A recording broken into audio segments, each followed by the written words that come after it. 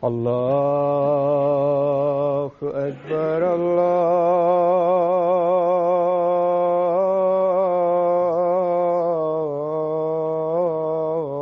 الله أكبر الله أكبر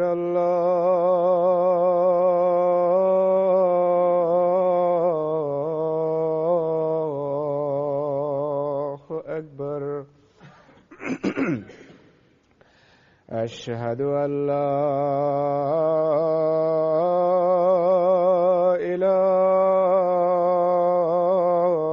إله إلا الله. أشهد أن لا إله إلا الله. أشهد أن محمدًا رسول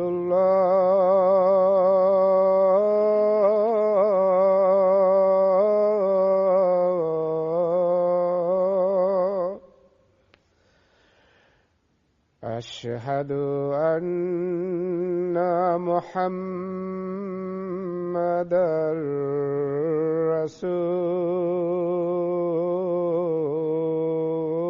الله.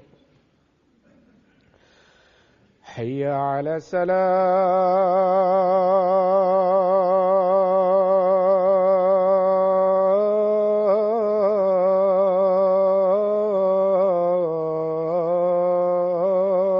الصلاة. حي على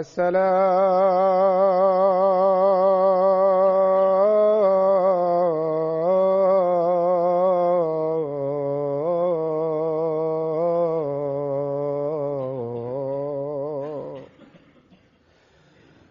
حي على الفلاح.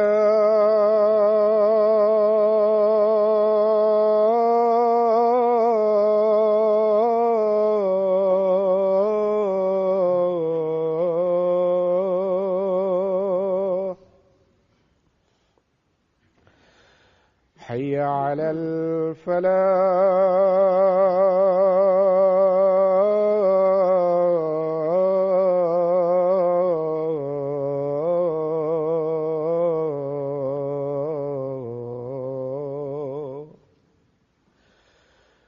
الله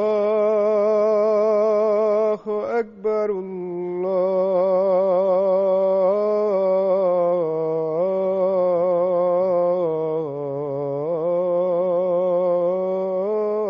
الله أكبر. لا إله إلا الله.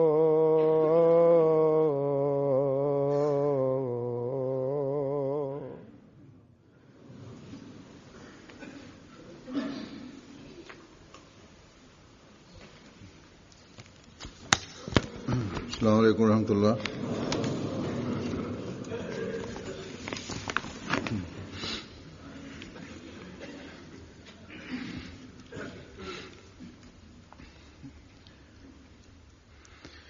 أشهد أن لا إله إلا الله وحده لا شريك له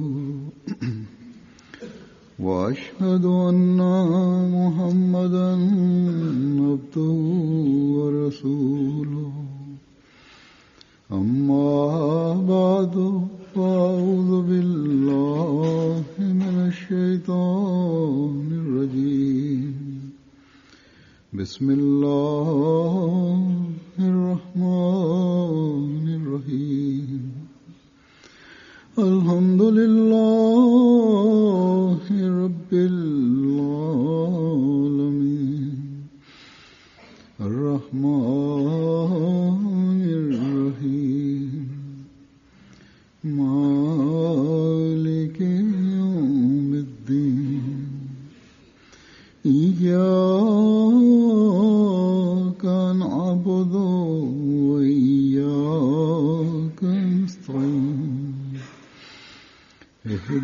الصراط المستقيم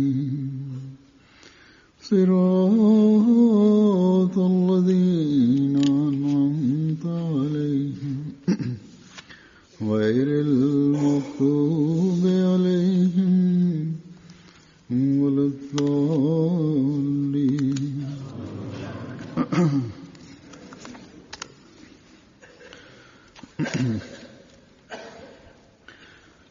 दो दिन हुए अल-फज़ल इंटरनेशनल का ताज़ा शुमारा देख रहा था, उसमें हज़रत मुस्लिम माऊद para 2 ditësh duke shfletuar numrin e fundit të gazetës Al-Fadl International, lexova një pjesë të fjalimit të kalifit të diut radhiyallahu ta'ala anhu, të mbajtur në vitin 1937, në të cilin ai kishte tërhequr vëmendje për grumbullimin e rrëfimeve dhe thënieve të Mesihut të premtuar alayhis salam nga sahabat që ende ishin të gjallë, sepse së shpejti do të vi koha kur ato thënie do të kenë rëndësi të veçantë në zgjidhjen e mjaft çështjeve. Kalifi i dytë radhiyallahu ta'ala anhu gjatë fjalimit të tij citoi një sahab të ri, i cili i kishte treguar se kur ka qenë i vogël, një herë ai ja kapi dorën Mesihut të premtuar alayhis salam. Ai e mbajti dorën e tij për pak kohë e pastaj Mesihu i premtuar alayhis salam tërhoqi dorën dhe u angazhua në punën e tij. Tani kjo është diçka fare e parëndësishme. Tani ky është vetëm rast në kujtimin e tij të riu që e lidhte me Mesihun e premtuar alayhis salam.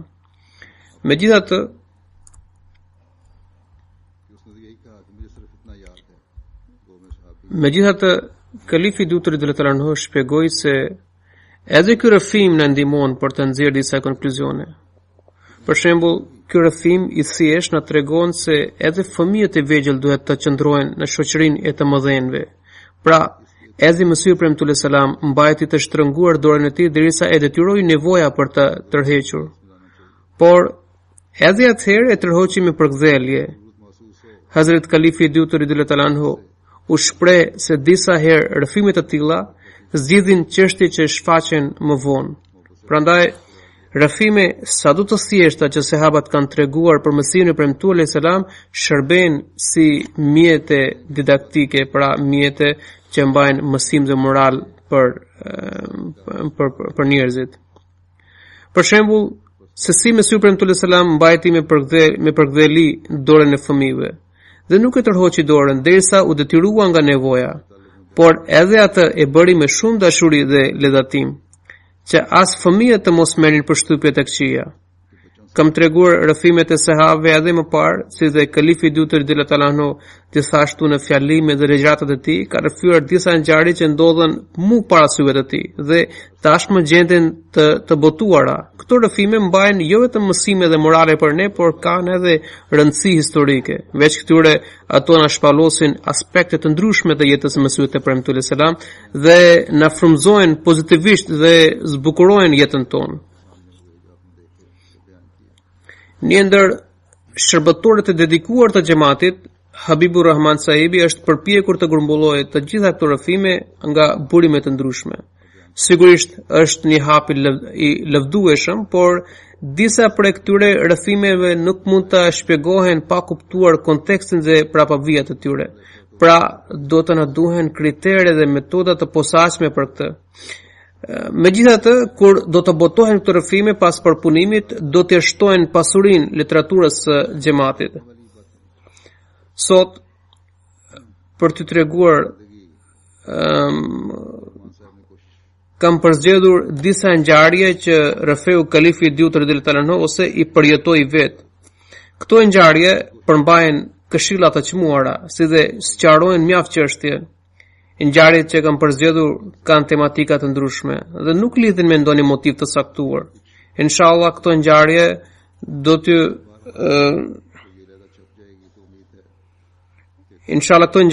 lexoj në fjalime të xhumave në të ardhmen. Sot fjalimi i së xumas është programi më i ndjekur në mëta dhe ndiqet kudo në botë. me që mjaft nga këto rrëfime mund të shërbejnë si zgjidhje për disa probleme, prandaj është më së nevojshme që këto rrëfime të përcillen te çdo musliman ahmedian. Dhe fjalimi i së xumas është platforma më e volitshme për të. Hazret Kalifi II radhiyallahu anhu rëfen se një herë ndërsa qëndroja pranë derës së shtëpisë son, erdhi një qen aty pranë.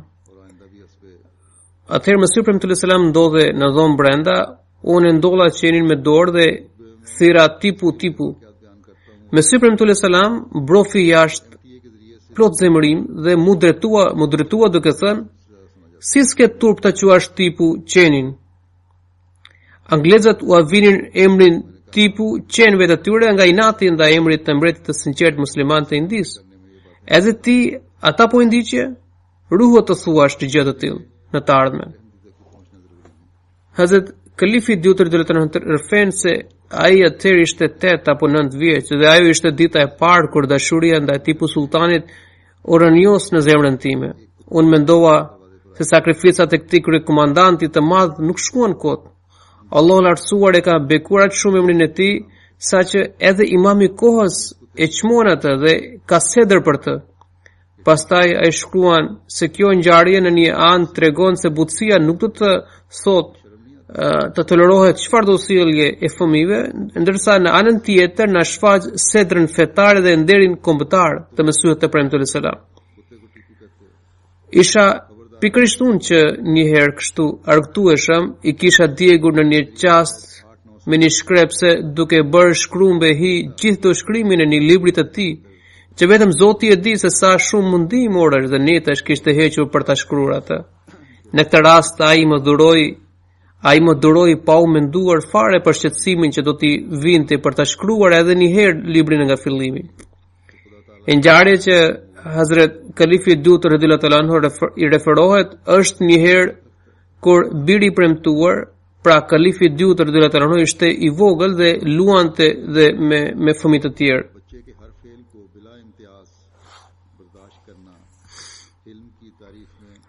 Dhe Mesih premtuar selam ato ditë shkruante një libër. Gjatë lojës së tij në një moment të saktuar biri i premtuar ja dogji gjithë do shkrimin. Duke referuar kësaj, Hazrat Kalifi II radhiyallahu anhu thotë se Mesih premtuar selam këtë shqetësim e duroi, por nuk duroi kur i njëjti fëmijë kishte përdorur fjalë fyese për një lider kombi. Hazrat Kalifi II radhiyallahu anhu vijon. Por Mesih premtuar selam nuk e duroi të njëjtin fëmijë të tij kur ai qoftë nga padijenia kishte përdorur në mënyrë fyese emrin e një mbreti musliman që kishte rënë dëshmor për mbrojtjen e dheut. Mesih premtuar selam asnjë lidhje nuk kishte me atë mbret, përveç lidhjes së Islamit. Kjo ngjarje u jep përgjigje edhe atyre që guxohen të akuzojnë Mesihin premtuar selam se Gjoja ishte agent anglez. Njeriu që kishte zemrën të mbushur me sedër ndaj kombit e respektonte maksimalisht mbretin Fateh Ali tipun. Vetëm sepse ai nuk e uli kokën para anglezëve, por burrisht ra dëshmor. Si mundet vallë që ai të bëhet qoftë për një qast agenti ndonjë kombi tjetër?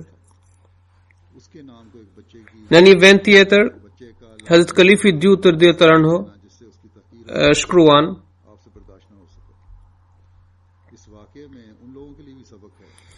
Sipas meje, fëmia nuk ka armik më të madh se sa prindërit, të cilët nuk edukojnë fëmijën e vet të falet me xhamat.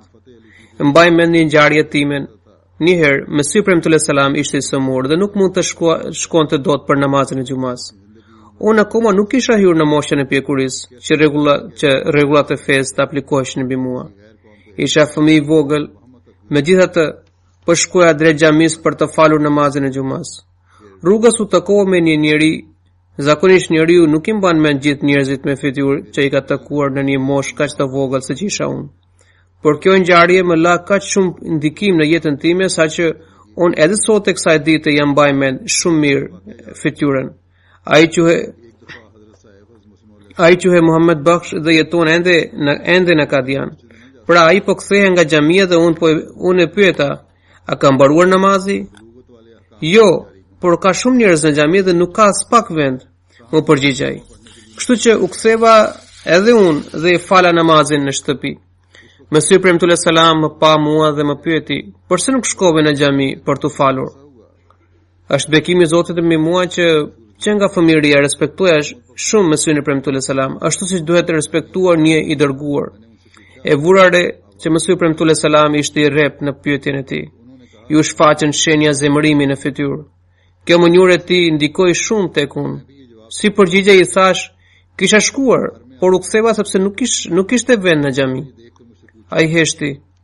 Por pas xumas kur erdhi dietari Abdul Karim sahibi për të pyetur Mesihin premtullah salam për shëndetin e tij, gjën e parë që Mesihi premtullah salam i pyeti ishte kjo: "A kishte shumë njerëz sot në xhami?"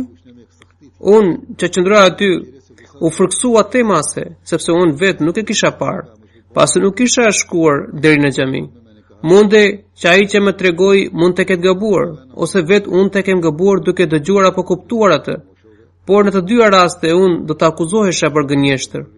Molvi Abdul Karim sahibi ju përgjigj: "Po huzur, sot me të vërtet kishte shumë njerëz." Unë deri më sot nuk e di se cila ka qenë gjendja e xhamisë atë ditë xumaje.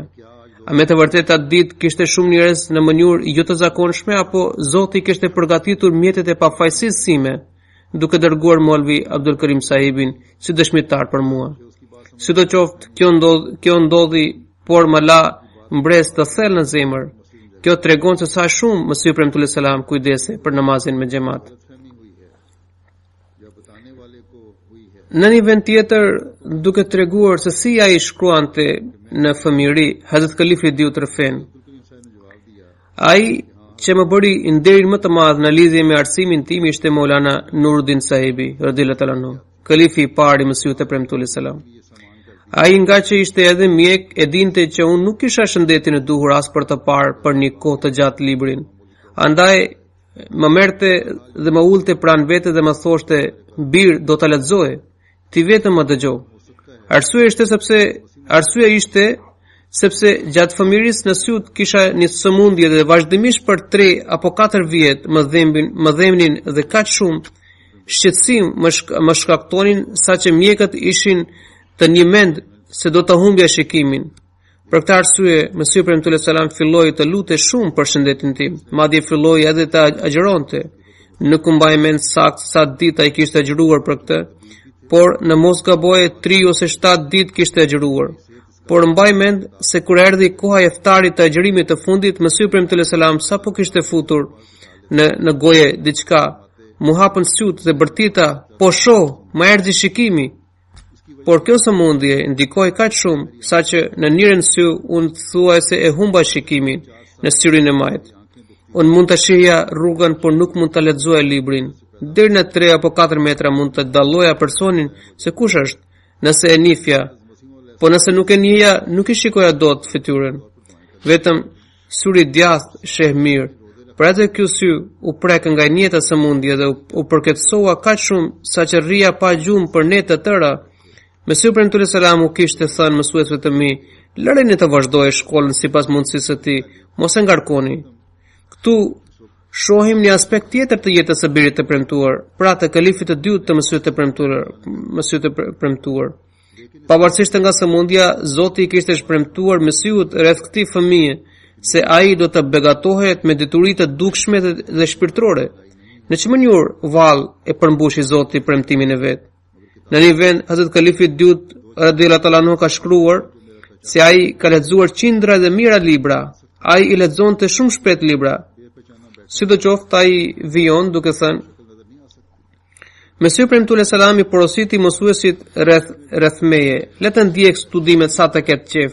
E nëse nuk i ndjek, mos e ngarkoni, sepse nuk e ka shëndetin që të përballojë barrën e studimeve." Mesihi premtullah salam vazhdimisht më porosiste duke thënë: "Mësoje përkthimin e Kuranit dhe Buhariun për Molvi Nuruddin sahibit, domethënë për Hazrat Kalifit të parë të tij." Përveç kësaj, ai më porosiste të mësoja pak gjëra edhe nga mjekësia, pasi ajo ishte profesioni ynë fisnor.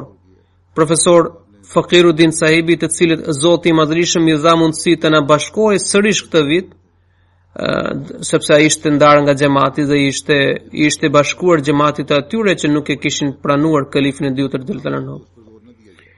Ishte mësuesi ynë i matematikës, për nxënësit probleme matematikore i zgjidhte në dërrasën e zezë, por unë për shkak të shikimit të dobat nuk i shikoja dot. Madje unë nuk kisha as fuqi të shikoja dërrasën e zezë për një kohë të gjatë. Shumë shpejt më lodhe shikimi. Për këtë arsye, qëndrimin në klasë e vlerësoja të padobishëm, kur më teke shkoja në mësim, kur jo nuk shkoja. Mësuesi Fakiruddin Sahibi në një ditë ju ankua mësuesit e Premtullah selam për mua, duke thënë se ky djalë nuk mëson asnjë gjë dhe bën edhe mungesa. Mbaj mend se kur Master Sahibi kishte bërë ankesë mësuesit e Premtullah selam, unë u fsheha diku nga frika se sa shumë do të më mbete i pakënaqur mësuesi Premtullah selam. Por kur e dëgjoi Master Sahibin, ai tha: "Ju jam shumë mirënjohës se kujdeseni kaq shumë për fëmijën tim." Por u gëzova kur më thatë se kjo edhe shkua ka ndonjëherë në shkollë. Përndryshe, sipas meje, shëndeti i tij nuk e lejon të ndjek shkollën. Më pas duke qeshur shtoi: "Pse, a mendojmë që ky djalë të na hap ndonjë dyqan mjelli apo thjerzash që të mësoj matematikën? E mëson, s'mëson, nuk ka ndonjë problem." E dërguari Allahu sallallahu alaihi wasallam dhe sahabat e tij çfarë matematike kishin mësuar? Nëse ky shkon në shkollë, shumë mirë. Nëse nuk shkon, nuk duhet të detyrojmë. Më lejoni t'ju them edhe rreth matematikës së Hazrat Kalifit të dytë radhiyallahu anhu. Më vonë ai ishte kaq i shkëlqyeshëm në matematikë, saqë në fjalimet dhe në takimet e tij bënte mbledhje dhe shumëzime edhe 6 shifrore në moment. Sidoqoftë ai vijon, thot, pasi dëgjoi Master Sahibi u largua, nga kjo liri unë fillova të përfitoja edhe më shumë. Nuk shkoja fare në shkollë, përveç ndonjë rasti të veçantë. Kështu e kam ndjekur shkollën. Faktikisht nuk kisha ndonjë mënyrë tjetër, sepse gjatë fëmijërisë, përveç sëmundjes së syve, kisha probleme edhe me mëlçin. Edhe për 6 muaj radhasi pija vetëm lëngun e thjerrzave dhe të parimeve. Kjo është një ilaç i mirë për sëmundjen e mëlçisë. Më ishte zëmadhuar edhe shpretka. Edhe për këtë mjekohesha. Përveç këtyre shpesh më kapte temperatura dhe nuk më ule. Për muaj të tërë, pra vendimi i njerëzve të mëdhenj të xhamatit rreth studimeve të mia se ky djalë le të mësojë sa të ketë dëshirë dhe të mos ngarkohet më tepër, çdo kush mund të kuptojë se deri në çfarë niveli mund të ishte arsimi im. Njëherë gjyshi unë nga nëna Hazrat Mirza Nasir Nawab Sahibi radhiyallahu anhu më mori provimin e gjuhës urdu. Unë edhe në këtë moshë shkruaj shumë keq, por atëherë shkruaj aq keq saqë askush nuk arrinte të lexonte shkrimin tim. Edhe ai, pra Mir Sahibi, bëri shumë përpjekje për të zbuluar se çfarë kisha shkruar, por nuk e lexoi dot. Ai ishte shumë gjakënxet. Menjëherë erdhi i zemëruar te Mesihu Premtullah selam, rastësisht edhe unë aty gjendesha. Ne fëmijët e kishim shumë frikë për herë. U friksova edhe më shumë se çfarë gjëme do të më priste. Derisa erdhi dhe po i ankoi mësuesit e Premtullah selam për mua. Sidoqoftë ai erdhi dhe i tha: "Nuk jeni fare i vëmendshëm ndaj studimeve të Mahmudit. E kam testuar në provimin e gjuhës urdu, shikojeni vetë fletën e tij të përgjigjeve. E ka shkrimin kaq keq saqë askush nuk e lexon dot." Mësuesi Premtullah selam kur e pa Mir Sahibin kaq të pezmatuar, tha: "Themi pak Molvi Sahibin." Pra Maulana Nuruddin Sahibin, kalifin e dytë radhiyallahu anhu. Sa herë që Mesihu Premtullah selam gjende në vështirësi të tilla, e thërriste Hazrat Kalifin e parë radhiyallahu anhu. Hazrat Kalifi i parë më donte shumë. Ai erdhi dhe si gjithmonë qëndroi kokulur aty në një sep.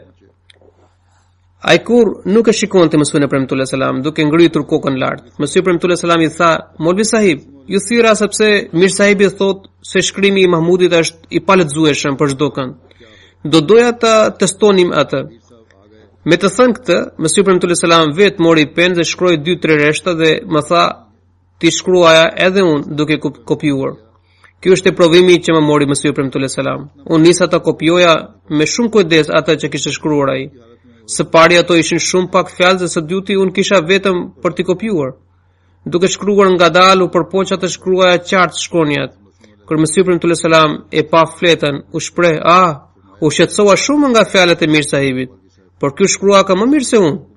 Hazrat Kalifi i parë i Mesihut Premtullah selam, sikur rrinte me padurim për të më mbështetur, më njëherë tha: "Huzur, Mir Sahibi më kot u shqetësua." Mirë ka shkrimin djali. Pas vdekjes së Mesihut Ibrahim alayhis salam, kalifi I parë radhiyallahu ta'ala anhu më tha përsëri që të mësoja Buhariun për ti. Në fakt, unë I kisha treguar se Mesihut Ibrahim alayhis salam më kishte bërë porosi që të mësoja Kur'anin dhe Buhariun për Molvi sahibit. Kështu që Maulana Nuruddin sahibi kishte filluar të më mësonte Kur'anin dhe Buhariun gjatë jetës së Mesihut Ibrahim alayhis salam. Ndonse jo rregullisht, po kështu ai më jepte edhe mësimin e mjekësisë. Më vonë duke treguar për sjelljen dhe pritshmërinë e kalifit të parë radhiyallahu anhu për ti, kur ai themeloi revistën Tashizul Azhan, ai Refen. Kalifi I dytë radhiyallahu anhu thotë: "Përpara shumë kohësh, bashkë me disa miq të mi, kisha nisur revistën Tashizul Azhan. Për ta bërë të njohur këtë revistë në xhamat, kisha shkruar një temë në të cilën ishin paraqitur qëllimet dhe objektivat e kësaj reviste. Pasi që u botua ky shkrim, Hazrat Kalifi I parë dhe Talano e lavdroi shumë atë revistë pranë Mesihut Ibrahim alayhis salam dhe I kërkoi që të lexonte atë. Atëherë Mesihut Ibrahim alayhis salam e kërkoi atë revistë në Xhamin Mubarak dhe e porositi ndoshta Molvi Muhammed Ali sahibin që të lexonte atë. Pasi që e dëgjoi, edhe ai vlerësoi atë. Megjithatë, kur u takua me kalifin e parë dhe Talano, ai më tha se I dashur, shkrimi juaj ishte I shkëlqyer, por unë nuk jam I kënaqur. Pastaj tha se në vendin ton përdoret një shprehje në gjuhën Punjabe, se deveja 40 ndërsa I vogli I deves 42. Ndërsa ju nuk e keni përmbushur këtë thënie.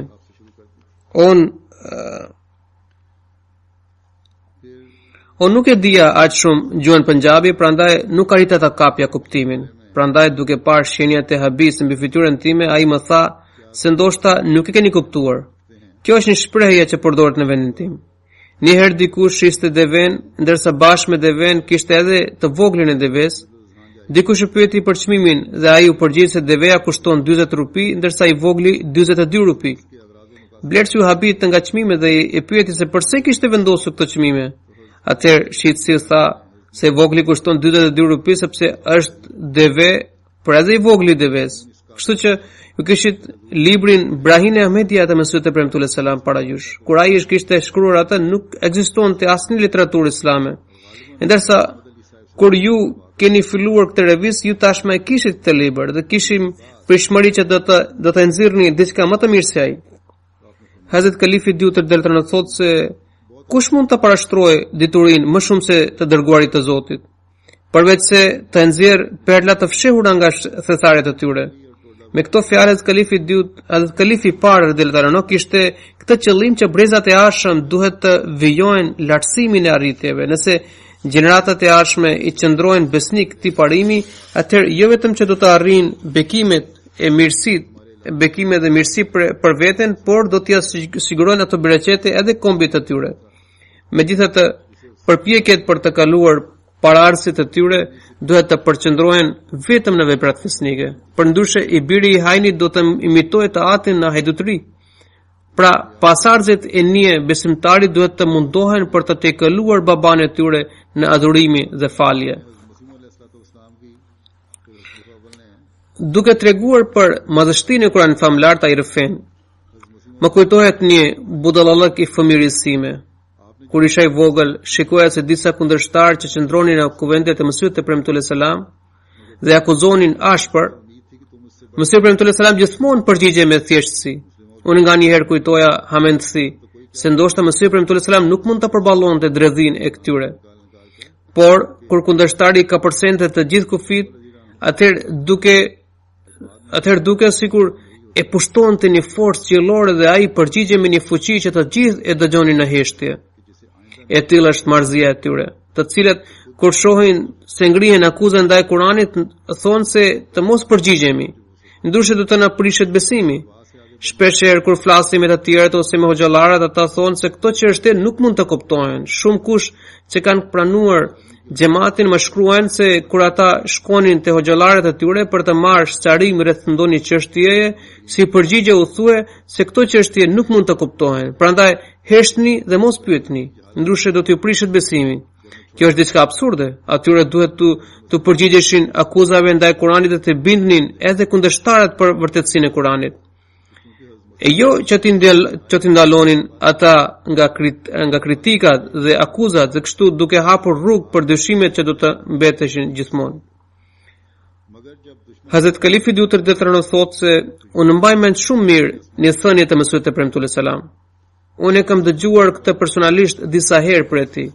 Ai thoshte se nëse të gjithë do të ishin si Abu Bekër në këtë botë, atëherë nuk do të kishim nevojë për një Kur'an aq voluminoz. Do të na mjaftonte vetëm bëja e Bismillahit, e gjithë përmbajtja e Kur'anit që përfshin njohuri të pashtershme, zbriti për shkak të Abu Xhelit. Po të mos ekzistonin njerëz si Abu Xheli, nuk do të nevojite as për këtë Kur'an të detajuar. Pra, Kurani i famlart është fjala e Zotit të Madhërisëm dhe sa më shumë do të ngrihen akuzat dhe kritika kundër tij, aq më shumë do të dalin në shesh vetit e tij. Pra, mendimi se si do të përgjigjemi akuzave kundër Kuranit famlart është një sajes cytur nga shejtani. A vallë do të na mbrojë fjala e Zotit apo ne do ta mbrojmë atë? Fjala që kërkon mbrojtjen e Kuranit është rrem. Fjala që kërkon mbrojtjen e njeriu është rrem, që duhet braktisur dhe nuk vlen për të ndjekur. Vetëm ai Kur'an famlart mund të na sjell dobi, mbrojtje të cilit nuk varet nga njeriu, por vetë Zoti i qëndron për mbrojtjen e tij. Dhe ai vetë eliminon çdo akuzë që ngrihet kundër tij dhe shfaq lartësinë e këtij libri. I tillë është Kurani ynë. Duke treguar për vetë përmbajtjen, ai rrefen një ngjarje nga jeta e Mesihut të Premtuar selam. Një herë Mesihu i Premtuar selam teksa ishte në një nga rrugicat e Lahorit, i shoqëruar nga shokët e tij, papritmas u shfaq një person, i cili e shtyi atë me gjithë forcën dhe e rrezoi në tokë. Shokët e Mesihut e Premtuar selam u nxehen tepër dhe ata ishin gati të rrihnin atë. Por Mesihu i Premtuar selam ndërhyri duke thënë se ai person kishte vepruar ashtu vetëm duke u mposhtur nga ndjenjat e tij. Mos u thoni asnjë fjalë, pra të dërguarit e Zotit nuk flasin për veten e tyre, por ngrenë zërin vetëm për vendosjen e nderit të Zotit. Prandaj nuk duhet menduar se të dërguarit e Zotit sillen njësoj si njerëz të zakonshëm. Përkundrazi ata dallohen jashtëzakonisht shumë prej tyre. Ata bëjnë gjithçka për hir të Zotit, ndërsa njerëzit bëjnë për veten e tyre. Pastaj ai tregon se Mesihu Premtuar selam rrefente në ngjarje rreth namazit të Hazrat Muaviyes radhiyallahu anhu. Se ai nuk u ngrit dot, se ai një herë nuk u ngrit dot për faljen e sabahut. Por ky gabim nuk e bëri që ta prishe. Përkundrazi ai u mundua akoma më shumë për të arritur lartësinë shpirtërore. Pra ai që ndërgjetësohet për mëkatin ruhet prej tij. Derisa nuk vetëdijsohet njeriu për mëkatin, ai vijon të anohet nga ligësia. Pra besimtari gjithmonë duhet të reflektojë mbi lutjen Ihdinas siratal mustaqim, udhëhiqna në rrugën e drejtë. Ai duhet të kuptojë se ai vazhdon të jetë i rrethuar nga rreziqe derisa dëgjon thirrjen e Allahut.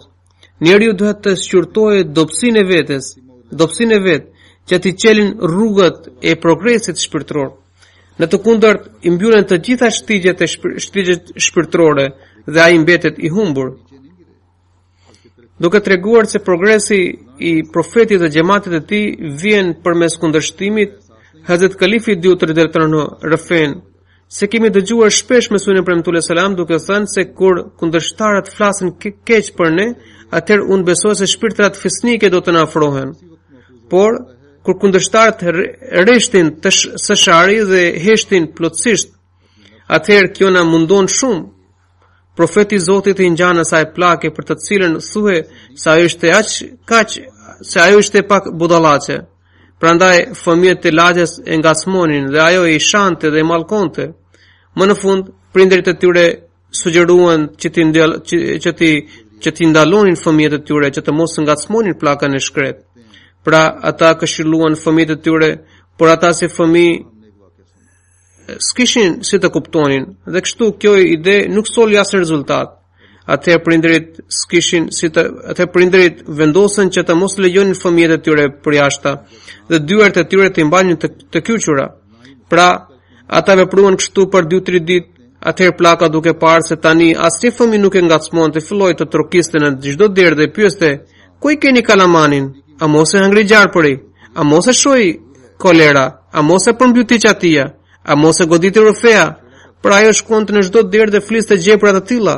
Atëherë duke parë se pllaka tashmë shante dhe mallkonte akoma më keq dhe s'kishte asnjë kuptim që t'i mbanin të mbyllur fëmijët e tyre, i lejuan që të dilnin dhe të loznin për jashtë. Mesih premtues selam thoshte se tilla është rasti i profetit. Ai përballet me mundime dhe vajtje të mëdha përmes kundërshtimit, por kur ky kundërshtim bie në heshtje, atëherë kjo e lëndon rënd.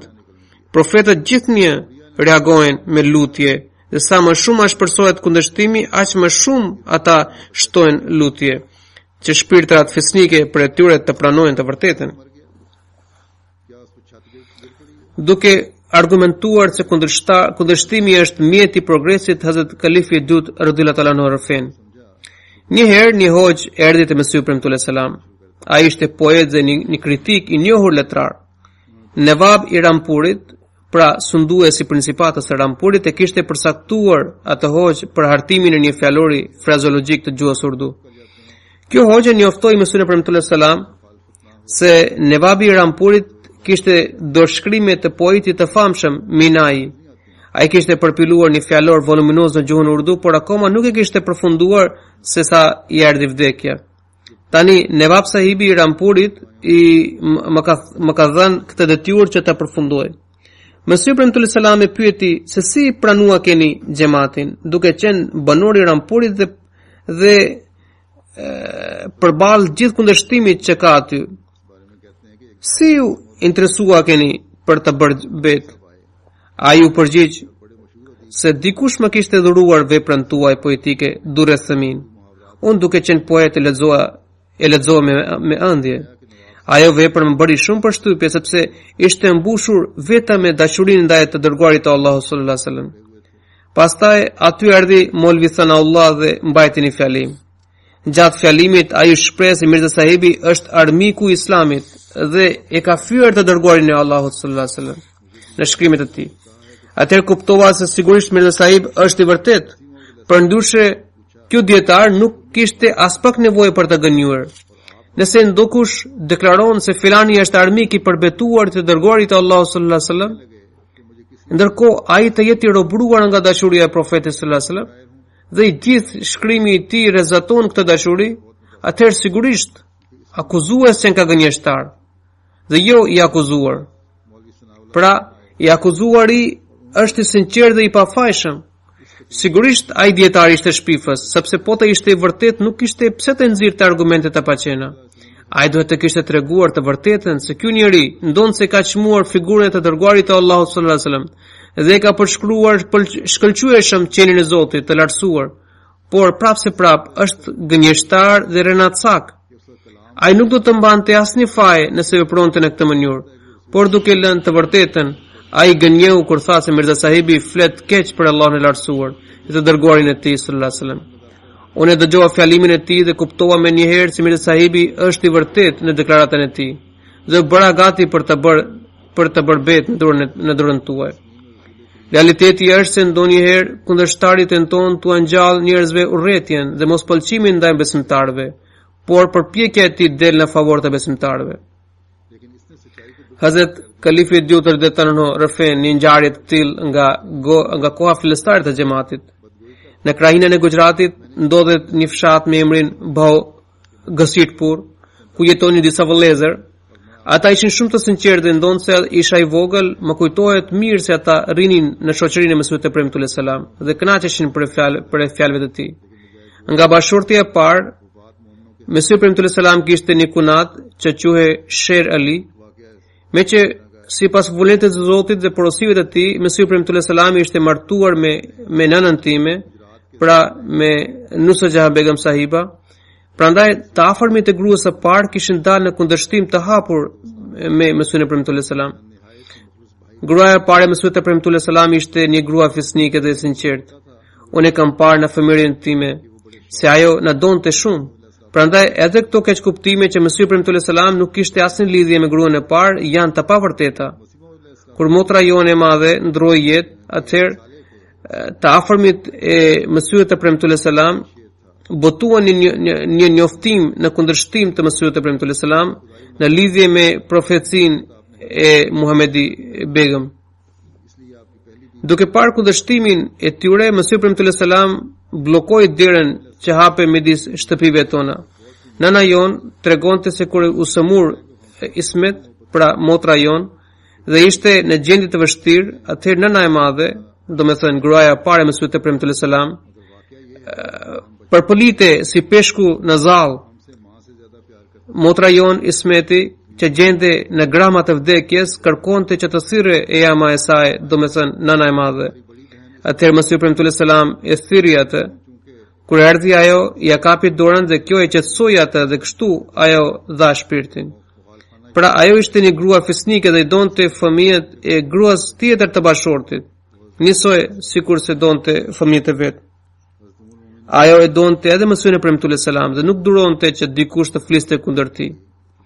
Megjithatë, vllai i saj kishte shumë inat ndaj Mesihut premtues selam dhe ai gjithnjë mundohej të ngatronte ahmedianët e rinj dhe t'i largonte ata, duke thënë se unë jam vllai dhe i afërmi i tij dhe njoh mirë se çfarë është ai. Ai vetëm po bën dallavere dhe mashtron njerëzit. Njerëz me bindje të dobat mashtroheshin për tij, duke kujtuar se vllai i tij ditë ka realitetin. Pra këta 5 vëllezër që u përmenden më lart erdhën në Kadian. Kjo ka ndodhur para se të ndërtohej varreza. Njerëzit që vinin në Kadian aso kohë ose shkonin në xhamin Mubarak, qëndronin në shoqërinë e kalifit të parë radhiyallahu anhu, apo rinin në kopshtin e gjushit ton. Ata mendonin se me që ky është kopshti i babait të Mesihut premtues selam, andaj është një vend i bekuar.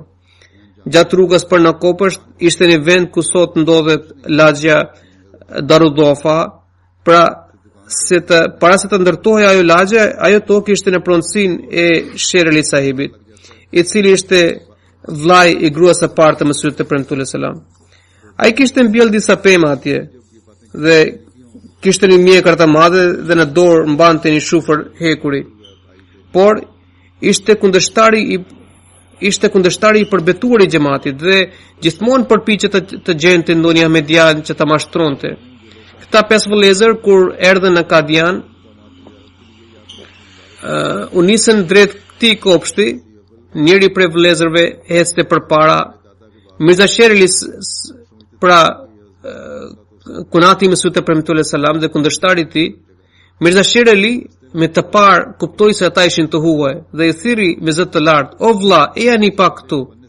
Kur i afrua vllai që ishte përpara, Mirza Shereli e pyeti se pse kishin ardhur ata. Ai u përgjigj se kishin dëgjuar se Mirza sahibi ka deklaruar se është Mesih dhe Imam Mahdi, prandaj kemi ardhur për të takuar, sepse na duket i vërtet në deklaratat e tij. Atëherë ai tha: "Se si u mashtruat për ti? Ju nuk e njihni. Ai po bën këtë për të fituar para. Ai është vllai im dhe unë e njoh shumë mirë. Ju jeni të huaj, prandaj s'mund të dini realitetin. Mos u mashtroni për ti, përndryshe do të keni pasojë." Duke dëgjuar fjalët e Sher Aliut, ai ahmedian ju afrua me buzëqeshje dhe i tha: "Më jepni pak dorë." Sher Aliu kujtoi se ndoshta ai u bind për fjalët e tij dhe gjesteve fetare, sepse kishte zakon se ndërkohë fliste përdorte edhe shprehje si subhanallah, astaghfirullah e të tjerë. Pra, Sher Aliu mendoi se sot më në fund dikush kishte rënë pre. Ndërkohë, ky ahmedian thirri 4 vëllezërit e tij duke thënë: "E jani shpejt, kam diçka për ju." Daja imi ndihej shumë i lumtur se më në fund e kishte arritur qëllimin. Ai mendoi se vërtet ai tashmë ishte i bindur, prandaj po thoret vëllezër të tjerë që të tregojë realitetin. Por kur vëllezërit e tjerë mbritën atje, vllai i madh u drejtua atyre duke thënë: "Ne kemi lexuar në Kur'an dhe hadith se në botë ekziston një shetan, por asnjëherë nuk e kishim parë. Ja, çfarë përputhje rasti se sot gjetëm atë shetan që mashtron njerëz." Në një rast tjetër, Hazrat Kalifi Dutër Detarano u shpreh se nuk ka asnjë dyshim se mirësitë e Allahut janë si lum, dhe çfarë humbet për lumit nëse dikush merr një pikë ujë prej tij. Sa i fatkeq është ai njeri që e privon veten nga dhuntit e Zotit dhe ja kthen shpinën. Pra, kur vjen i dërguari prej Zotit, njerëzit e shpërfillin dhe mohojnë duke konsideruar të përbuzshëm. Prindrit e Hazrat Baba Nanak pra një udhëheqës shpirtëror indian që predikonte njëshmërinë e Zotit. Hudhuri thotë që prindërit e Baba Nanak gjithashtu e shikonin me përbudhje dhe kujtonin se ishte i padobishëm. Po të ringjalleshin prindërit e tij dhe të riktheheshin në botë, do ta shikonin për djalin e tyre, të cilin ata e konsideronin të padobishëm. Sot qindra mijëra njerëz i nënshtrohen atij dhe janë të gatshëm të sakrifikojnë gjithçka për të. Madje disa prej ndjekësve të tij janë milionierë. Pra njerëzit marrësisht kujtojnë se ky që ka njeri i thjesht. E çfarë do të fitojmë duke ndjekur atë? Por Allah i dërgon kësaj njerëzish si profet, të cilat fillimisht duken të vegjël, por me kalimin e kohës qindra mijëra njerëz bashkohen me të, duke sakrifikuar gjithçka. Po kështu Allah i lartësuar dërgoi Mesihun e premtuar selam në Kadian. Përpara në Kadian nuk ekzistonte as treni, as gjurmë postare dhe as ndonjë shkollë. As Mesihu i premtuar selam nuk kishte ndonjë status të lartë shoqëror. Në dukje edhe arsimi i tij ishte i thjeshtë. Prandaj kur deklaroi se është Mesihi dhe Imam Mehdi, të gjithë dorën kundër tij, duke thënë se maazallah ai ishte ignorant dhe s'mund të jetë Mahdi. Pastaj disa thanë se mund të lindë se imami i kohës mund të lindë vetëm në një fshat. Si mund të lindë imami i kohës në një fshat të panjohur si Kadiani? Nëse duhet të vinte Imam Mehdiu, do të vinte në njërin prej qyteteve të mëdha, si Amritsar apo Lahore. Pra njerëzit protestuan në mënyrë të ashpër kundër tij. Madje ata pengonin edhe vizitorët që donin të shkonin në Kadian për të parë atë. Nëse ata nuk ndaleshin, kundërshtarët ushtronin lloj mundimesh dhe torturash kundër tyre. I gjendur në situata aq të papërshtatshme, Allah lartësuar i drejtua Mesihut e premtuar selam me këtë shpallje se në botë erdhi një larmues, por bota nuk e pranoi atë. Por Zoti do ta pranojë dhe do ta shfaqë vërtetësinë e tij përmes sulmeve shumë të ashpra. Mesihu premtuar selam mori këtë shpallje kur nuk e kishte pranuar as edhe një person. Pastaj ai mori këtë shpallje se unë do të përqoj mesazhin tënd deri në fund të botës. Për të kuptuar ashpërsinë e kundërshtimit mjafton rrëfimi vijues. Mesihu premtuar selam kishte një shërbëtor. Ai ishte aq i trashë nga mendja se e përzinte vajgurin në gjell dhe e pinte. Mesihu premtuar selam nganjëherë e dërgonte në qytetin e Batalas për nevoja të ndryshme. Një herë kur ai kishte shkuar në Batala për një punë të tillë, e takoi Molvi Muhammad Hussein Batalvi.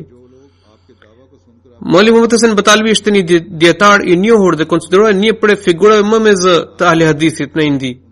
Ai kishte zakon që të takonte çdo vizitor i cili niste nga Batala drejt Kadianit dhe t'i thoshte se ky njeri, pra Mesihu premtuar selam, bën dallavere dhe jashtë mashtrues dhe gënjeshtar. Por njerëzit prap shkonin në Kadian dhe nuk ndaleshin nga fjalët e Molvi sahibit. Atë ditë Molvi sahibi nuk gjeti askënd përveç piras. Molvi sahibi ofrua piras dhe i tha: "O pira, ti nuk duhet të qëndrosh afër këtij njeriu. Përse po shkatron besimin tënd?" Ai shkreti nuk kuptoi dot të gjitha fjalët e Molvi sahibit, por kuptoi vetëm këtë se sipas Molvi sahibit, qëndrimi i tij pranë Molvi sahibit është mjaft i dëmshëm. Kur Molvi sahibi mbaroi fjalën, pira i u përgjigj duke thënë: "Molvi sahib, unë jam ignorant dhe nuk mund ta kuptoj këtë çështje. Megjithatë, kam kuptuar nga ju se Molvi sahibi është njeriu i keq. Por kam kuptuar edhe diçka tjetër. Ju ditë për ditë sileni vërdall qytetit dhe njerëzve u thoni që të mos shkojnë kurse si në Kadian. Madje këtë porosi u jepni edhe atyre që vinë nga vende të ndryshme dhe kalojnë nga Batala për në Kadian. Por unë shoh fare qartë se Zoti është me të, pra me Mesihun e premtuar selam, dhe jo me ju, sepse pavarësisht të gjitha përpjekjeve tuaja, qindra njerëz udhtojnë këmbas nga Batala deri në Kadian, ndërsa askush nuk qëndron me ju. Pra, robrit e Zotit fillimisht duken të papërfillshëm dhe të thjesht, dhe banorët e kësaj bote që jepen vetëm pas pamjes së jashtme i përbuzin ata. Ashtu ngjau edhe me Mesihun e premtuar selam.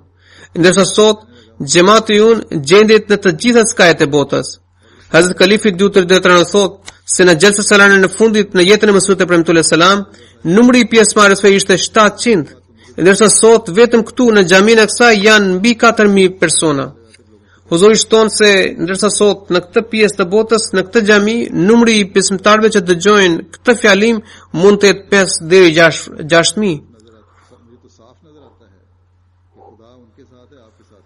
Hazrat Khalifi Dutër Dërtërno thot se të gjitha kombet e Indis kundërshtuan atë në mënyrë më të ashpër, por karshi të gjitha përpjekjeve të tyre, xhamati unë shënoi vetëm progres, ndërsa sot ai është shtrirë edhe jashtë Indis. Sot qendrat tona po funksionojnë në të gjitha vendet e botës. Në qendrat tona të misionit janë angazhuar në përhapjen. Në qendrat tona të misionit janë angazhuar në përhapjen e Islamit në Angli, Amerikë, Afrikë, Kinë, Japoni dhe në ishuet Gjava dhe Sumatra. Sot afrikanët po marrin mësim për tyre dhe banorët e Amerikës dhe Evropës po përqafojnë vrullshëm njëshmërinë e Zotit duke hyrë në Islam. E vetmi arsye mbrapa kësaj force shtytëse është se Zoti përmes të dërguarit të tij na ka ringjallur besimin, ndërsa të tjerët janë privuar prej tij. Një ndër figurat më të ndritshme të xhamatit ton ishte Sahibzada Abdul Latif Shahid, i cili mbriti në Kadian thjesht duke dëgjuar deklaratën e Mesihut të Premtuar selam. Ai ishte nisur nga vendlindja e tij për të kryer haxhin, por duke dëgjuar thirrjen e Mesihut të Premtuar selam, mbriti në Kadian dhe pranoi atë. Nga që tashmë ai kishte pranuar Mesihun e Premtuar selam, prandaj pas betit kur u kthye në Adhe, mbreti i Afganistanit e dënoi me vdekje me gurzim. Shumë persona u këmbëngulën që ai të ndronte mendje dhe të mohonte Mesihun e Premtuar selam, por ai tashmë e kishte parë të vërtetën. Përfundimisht mbreti urdhëroi që të varrose deri në dhe ekzekutohej me gurzim. Ai u martirizua barbarisht, por nuk shpreu asnjë ngurim dhe dha shpirt në rrugën e Allahut. Para se të gurzohej, një vezir ju afrua atij dhe i tha: "Nëse doni, mos i ndroni besimet tuaja, vetë se mohojeni me goje, pra gojarisht." Por ai u përgjigj se s'mund të gënjej. Pra ai u martirizua në këtë mënyrë. Pak kohë pas martirizimit të tij, ra kolera në Afganistan dhe u përhap gjithandej duke shuar mijëra njerëz. Tani shikoni se këto fatkeqësi vijojnë edhe sot tek kësaj dite. Po kështu, kur njerëzit dolën kundër Mesihut të Premtuar selam, atëherë Zoti e njoftoi se së shpejti do të përhapet murtaja në vend. Kjo profeci u përmbush fjalë për fjalë dhe mijëra njerëz u bën viktimë e kësaj sëmundje. Por edhe në atë kohë kur murtaja ishte shfaqur si një argument për vërtetësinë e Mesihut të Premtuar selam, ai i lutej Zotit me mallëngjim dhe dëmshuri të sinqertë që ky ndëshkim të largohej. Këto lutje të përgjëruara me ngashërimi të mbytura ishin ashtë të dendura, saqë Maulvi Abdul Karim Sahibi, i cili qëndronte në pjesën e sipërme të xhamis Mubarak, kishte rrëfyer se një herë dëgjova të qarat e dikujt, i cili pra ai zë ishte aq mallëngjues dhe i dhimbshëm sikur ndonjë grua duronte dhimbjet e lindjes. Kur e vura veshin Temuri, kuptova se ishte Mesihu i Premtuar selam, i cili po i lutë Zotit me ngashërime të mbytura se o Zot, kush do të më besojë nëse të gjithë shuhen nga murtaja. Pra, ajo sëmundje ishte një argument i fuqishëm në mbështetjen e tij. Dhe Zoti e kishte shfaqur pikërisht për të, por ai vetë u mallëngjye dhe filloi lutje që ajo të ndërprite. E tillë është shkalla e mëshirës së profetëve të Zotit. Allahu i angjalt sedrën fetare çdo ahmediani. Zoti ju forcoft lidhjen me kryesin dhe u ashtoft durimin dhe vetë përmbajtjen. Zoti na mundsoft të lutemi për të shpëtuar njerëzimin. Zoti na mundsoft ta imposhtim egon ton me përullësin ton. Zoti na uzoft gjithë njerën në rrugën e tij.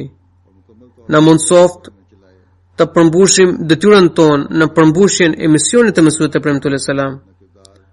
Allahu na mundsoft të bëjmë çdo vepër që Mesihu i Premtuar selam ka pritur nga anëtarët e xhamatit të tij. Amin.